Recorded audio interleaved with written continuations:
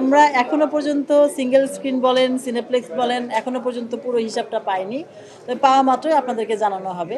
আর একটা যেটা বলছেন যে সিনেপ্লেক্সের ব্যাপারটা, আমরা এখন অনেক আশাবাদী। শুরু থেকে আশাবাদী ছিলাম যে ইনশাআল্লাহ আমাদের সবকিছুই ভালো হবে। যতটুকু যা হয়েছে কিছুটা জটিলতার কারণে হয়েছে, ওটা নিয়ে আমরা কোনো রকম মানে নেগেটিভ ভাবছি না। এখন এখন তো আমাদের সময় এসেছে, এখন তো আমরা পেয়েছি, আমরা এখন এটা নিয়েই ভাবি যে ইনশাআল্লাহ আমরা সামনে যেই সময়গুলো আছে সেই সময়গুলোকে প্রপারলি যদি আমি কাজে লাগাতে পারি, আমাদের যত দর্শকরা আছেন, যারা সিনেমা প্রেমী আছেন, তারা সবাই ছবি দেখেন। আমার মনে হয় যে আমাদের আসলে ওই দিকটা ভাবতে হবে না যে কত লস হলো, কত কী হলো, এটা ভাবার সুযোগ নাই। এখন ইনশাল্লাহ সিনেপ্লেক্স কর্তৃপক্ষ আমাদেরকে সুযোগ দিয়েছেন। ইনশাল্লাহ আমরা আশা করছি যে ওনারা আমাদের শোগুলো আরও আরও নাইসলি বাড়াবেন বা আরও আমাদেরকে সেই সুযোগটা করে দিবেন, এবং আমরাও আশাবাদী যে আমরা শেষ পর্যন্ত আমরা খুব ভালো কিছুই করতে পারবো ইনশাআল্লাহ। এখনো পর্যন্ত আমাদের সিঙ্গল স্ক্রিন থেকে সবাই খুব ভালোই রিভিউ দিচ্ছে, ভালো বলছে। তো আমরা নেক্সট উইকে আমরা প্রথম সপ্তাহের ব্যাপারগুলো সলভ করে আবার দ্বিতীয় সপ্তাহে আবার আমরা শুরু করব।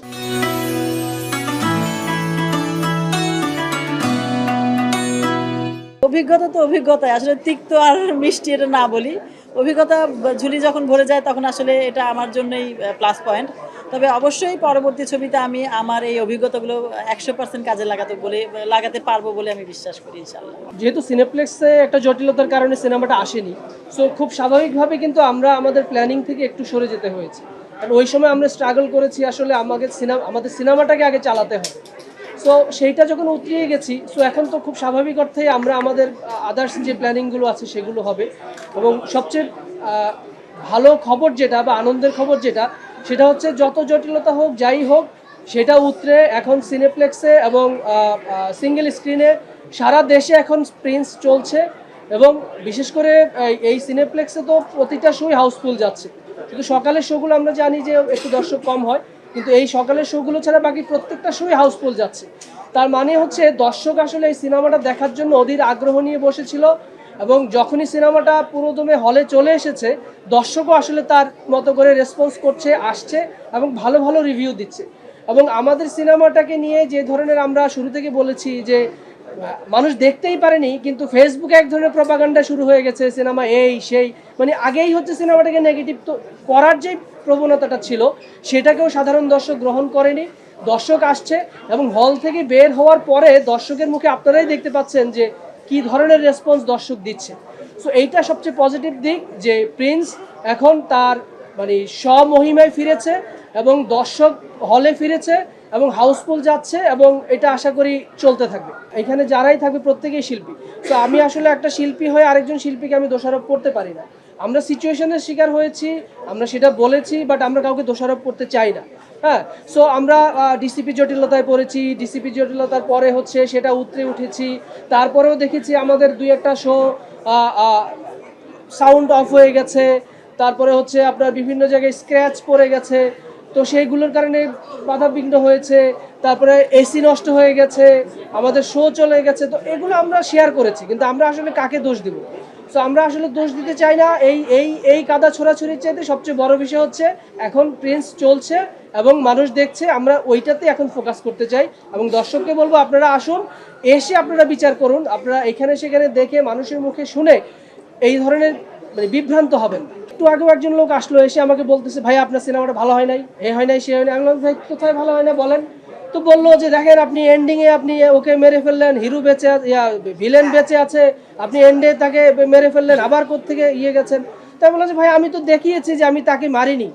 হ্যাঁ, তাই বললাম যে ভাই একটু ভালো কি লেগেছে সেটা বলেন। দেখলাম যে উনি প্রায় 10-12টা পয়েন্ট বললো, এটা ভালো হয়েছে, ওটা ভালো হয়েছে। আমি বললাম ভাই এই 10টা পয়েন্ট আগে বলে তারপরে যদি বলতেন যে আমার এইটা ভালো লাগেনি, তাহলে জিনিসটা ভালো হতো। তো আপনি যখন বলছেন এটা ভালো লাগেনি, তাহলে আপনি ইন্টেনশনালি আপনি চাচ্ছেন যে এই সিনেমাটা অন্য মানুষ প্রভাবিত হোক। আপনার তো 10টা জিনিস ভালো লেগেছে, তাহলে আপনি 10টা জিনিস কেন বলছেন না আমাকে? সো এটা আমাদের আসলে স্বভাব, বা আমরা বায়াসড হই বিভিন্ন দিকে। আমরা এই বায়াসনেস থেকে বের হয়ে আমরা সিনেমাটা দেখি, প্লিজ এটুকুই বলবো। আমার একটা স্ক্রিপ্টে যদি 3 ঘন্টা, 3.5 ঘন্টা বা 4 ঘন্টার স্ক্রিপ্ট থাকে, সো আমার দ্বারা তো সম্ভব না আমি 4 ঘন্টার স্ক্রিপ্ট করব। সো আমরা আমাদের ফুল টিম এটা নিয়ে প্রচুর পেরেশানিতে পড়েছি। আমরা এই সিনেমাটাকে ছোট করার জন্য কোনোভাবেই ছোট করা যাচ্ছিল না, কিন্তু ছোট আমাকে করতেই হবে। কারণ আমি 3.5 ঘন্টা 4 ঘন্টা সিনেমা দেখার মতো বা আমার সেই অবস্থা তো নেই। আমার দর্শক রেডি না, আমি তো ধুরন্ধরের মতো আমি এত বড় সিনেমা করতে পারবো না। সো আমাকে আসলে আমার দর্শকের কথা মাথায় রেখে আমাকে ওই কাটেলটা আমাকে করতেই হবে। সো এটা যদি কেউ বলে থাকে, এটাও আমি মনে করবো যে উদ্দেশ্যপ্রণোদিতভাবে বলা, এটা একদমই ইন্টেনশনালি বলা। এবং এটা সবাই জানে যে সিনেমার স্ক্রিপ্ট যখন হয় সেখানে এটা চিত্রনাট্যের ডিউরেশন নানা ধরনের সিচুয়েশনের কারণে অনেক সময় সেটাকে ছোট করতে হয়। সো এটা খুব সিম্পল ইস্যু, এটাকে বড় ইস্যু করার আমার মনে হয় কোনো কারণ নেই। কিছু কিছু মানুষ এটাকে এমনভাবে প্লেস করে যে আমার যদি 2 দিন শুটিং না হয় সেটা তো আমার প্ল্যানিংয়েরই অংশ হতে পারে। এখন সেটাকে যদি আমি যদি প্লেস করি যে এটাকে আমি 2 দিন শুটিং করিনি, সো আপনি আসলে দেখছেন কোন অ্যাঙ্গেল থেকে সেটা ইম্পর্টেন্ট।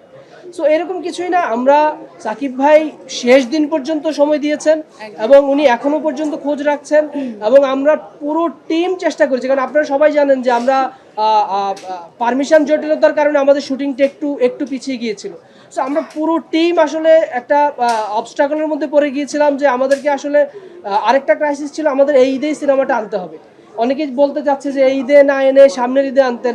হয় কি, সাকিব ভাই আপনারা জানেন যে উনি প্রত্যেকটা ঈদের জন্য আলাদা চুক্তি করে থাকেন। তো উনি রোজার ঈদে এই সিনেমাটা করবে, এটা আমাদের সাথে চুক্তি করা। কোরবানি ঈদে কোন সিনেমাটা করবে সেটা ওনার চুক্তি করা, এবং আগামী 2 ঈদে কি করবে সেটা ওনার চুক্তি করা। সো আমরা যদি এই ঈদে সিনেমাটা না নিয়ে আসতাম আমাদেরকে মিনিমাম 1.5 বছর বসে থাকতে হতো।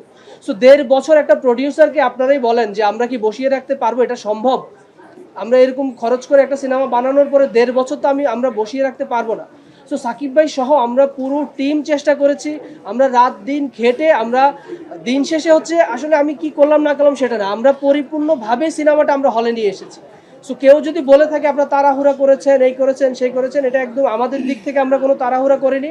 আমরা ফাইনালি জিনিসটাকে শেষ করেই নেমেছি এবং দর্শকের কাছে একটা পরিপূর্ণ জিনিসই আমরা নিয়ে এসেছি। ফারিনও যুক্ত হয়ে যাবে। সবচেয়ে বড় বিষয় হচ্ছে আমরা আমাদের স্ট্র্যাটেজিগতভাবে আমরা একটু এইভাবেই করছি, ওকে আজকে পেলাম, আরেকদিন ফারিনকে পাবো। সাকিব ভাইয়ের সাথে কথা হচ্ছে, আমরা খুব শীঘ্রই একটা স্পেশাল স্ক্রিনিং করব, ওখানে আশা করি আমরা সবাইকে একসাথে পাবো। সো সবাই চলে আসবে, আমাদের অন্যান্য আর্টিস্টরাও আসলে চলে আসছে এর মধ্যে।